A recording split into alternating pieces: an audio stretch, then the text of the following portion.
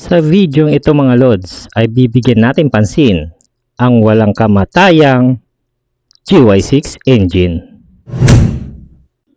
Seryosong tanong mga lods, alam mo ba kung ano yung makinang matatagpuan sa loob ng halos lahat na budget-friendly scooter sa kalsada ngayon?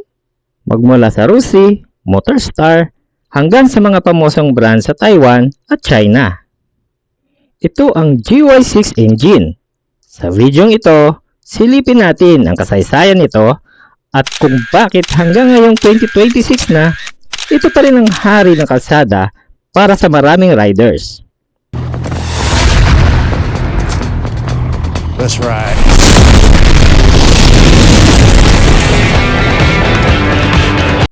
Pero teka, saan nga ba galing ang GY6? Akala ng marami, China ang gumawa ng GY6. Pero ang totoo, Honda ang tunay na nag-imbento nito noong 1980s.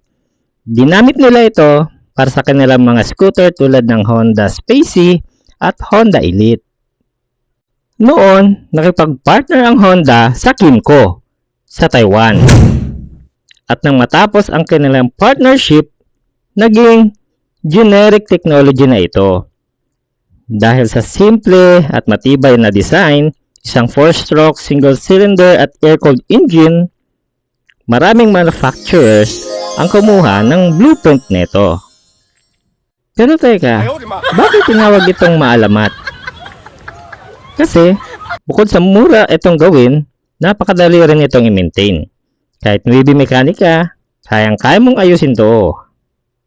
Ngayong 2026, buhay na buhay pa rin ang GY6 DNA.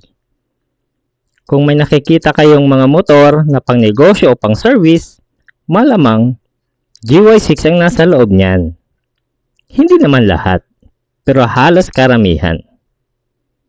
So sa mga nagsasabing clone lang yung GY6, tandaan natin, ito ay isang modelo na tumagal halos 40 years at subok na siya ng panahon. So madali siyang hanapan ng piyesa at madali siyang i-modify.